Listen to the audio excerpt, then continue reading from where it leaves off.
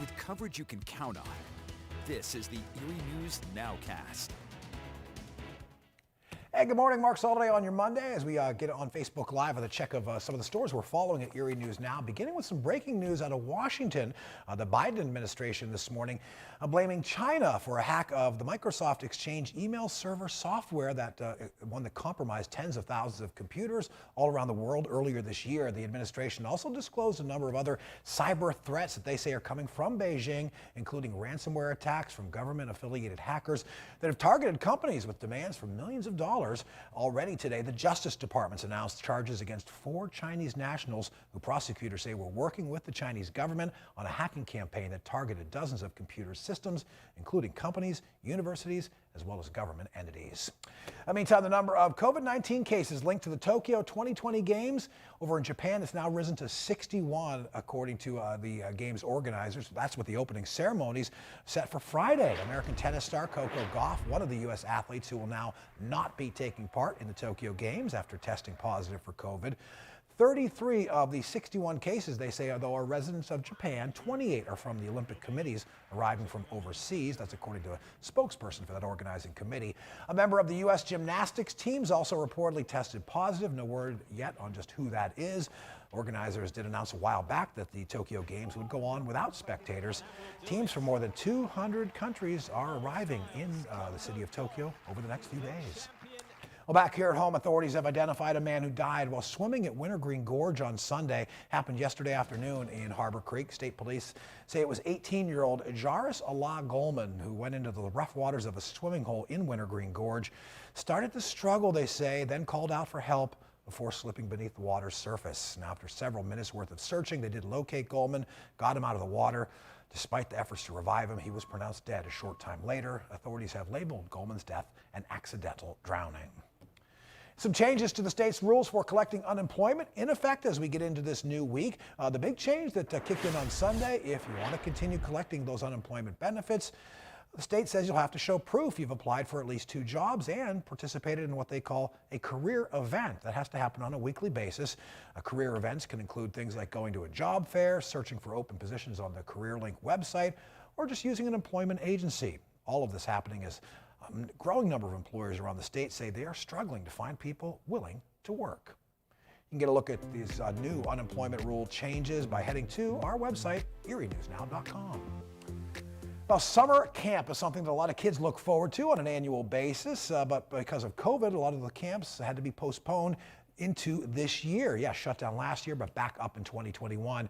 One camp is actually helping kids work through some of the anxiety they may have built up over the past 18 months or so.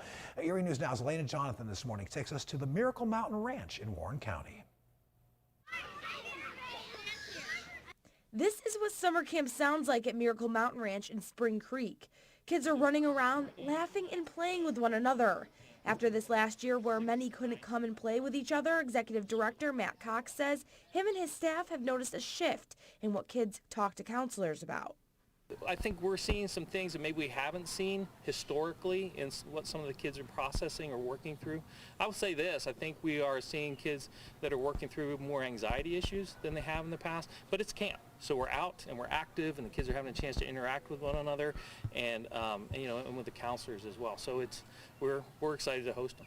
At Miracle Mountain Ranch, they offer kids all sorts of activities to keep them busy and help them work through their anxiety issues. Everything from horseback riding to holding animals like cats, chickens, and pigs.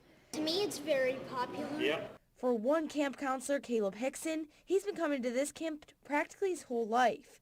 Now he's able to help kids work through issues that have been a result of the pandemic.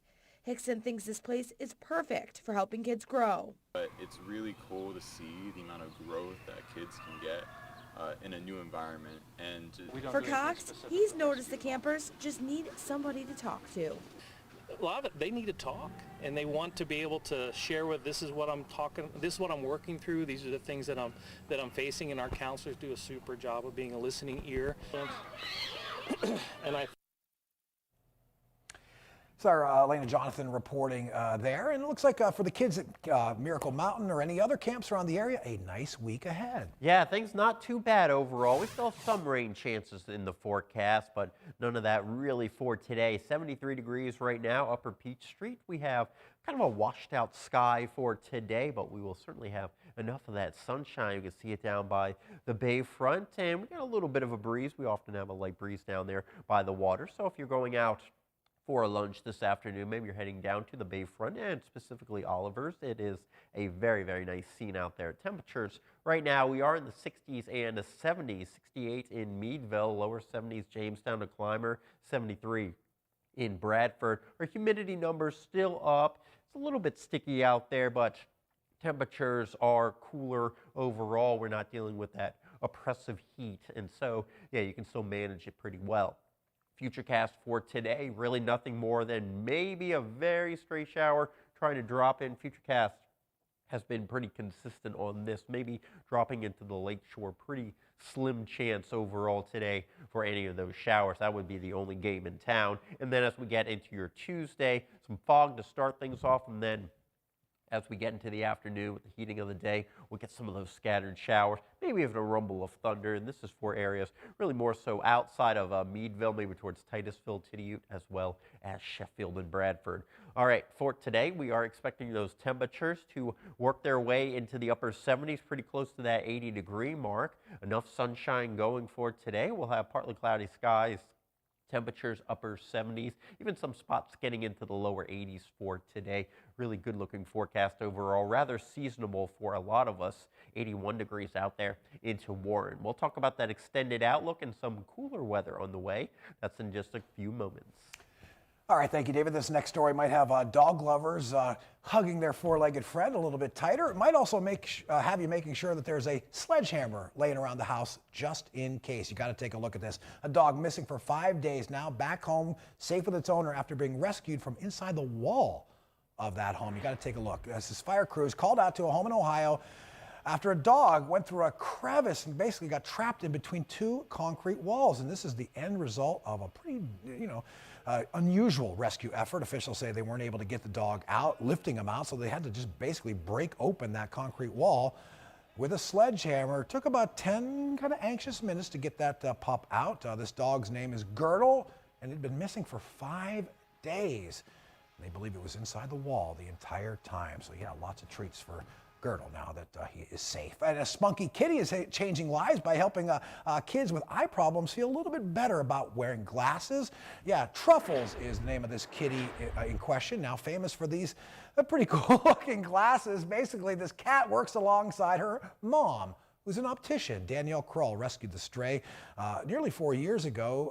Her primary focus at the optometry office is young kids, and a lot of them, when they come in with severe eye problems that require multiple treatments, they say those kids can get a little bit scared of anything that comes near their eyes. So yeah, enter Truffles, hops up next to the kid, and yeah, wearing one of those glasses kind of basically diffuses the whole situation, turns the tears into smiles, and just suddenly those glasses don't look quite so scary anymore. I love Truffles, I got to admit. I'm not a big cat person, but a cat with glasses has won me over. Well, I'm amazed they're able to keep the glasses on Truffles. That's right. Cats don't like anything, that humans try to dictate to them, basically. So. Right, exactly. Whenever I was a kid, I always had, I've always had eye issues, at least with poor vision throughout my whole life. And if I had Truffles to help me pick out my glasses, I think that would have made the decision a little bit easier overall. 84 degrees. On Tuesday. For today, we're at about 80. You can see some of that cooler weather for Wednesday into Thursday. We're looking at maybe an isolated storm on Wednesday and possibly a few afternoon storms on Thursday. Right now, Friday looks relatively quiet overall. We're going to keep an eye on this portion of the forecast. There's still a chance we might be able to start off with some of those scattered showers. And then as we get into the weekend, potential does exist for a few more of those showers. But certainly overall, the trend is definitely drier. All right, thank you, David. We'll do this NOWCAST thing about the same time tomorrow. We do have a half hour's worth of news coming your way at noon on WSEE. And, of course, that's with our Amanda Post. We'll see you back here again first thing tomorrow, 5 a.m., the start time for Erie News Now Sunrise.